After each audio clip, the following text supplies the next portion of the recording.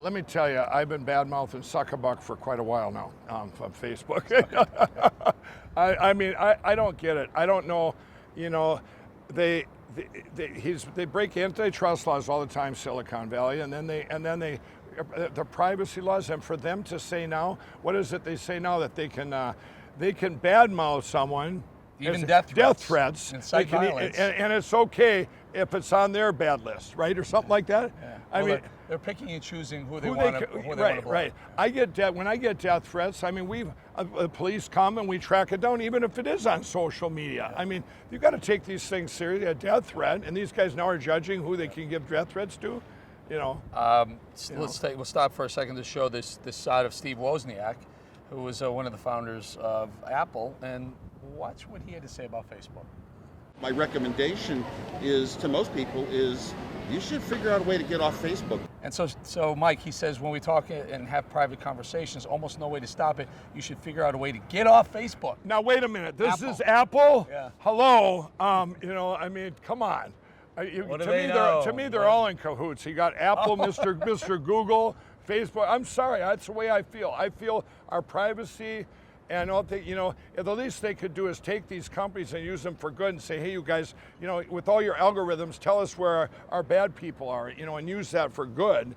But they're using it to invade our privacy and everything else.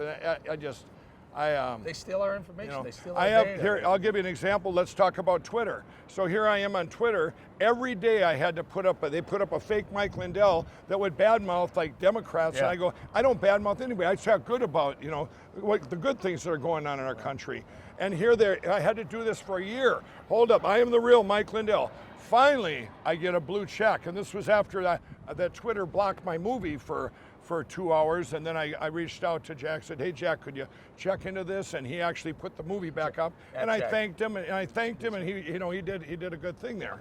Why did it take you? I mean, I have friends who walk in out of college, they walk in their producer for 5 minutes and they get a blue check mark and verified. What took them so long to verify Mike Lindell? I don't know. You tell me. I mean, you've been on TV. You probably get more airtime than. I've been on TV 2.3 million times now, and it was, and we tried every angle. I believe that there was something going on.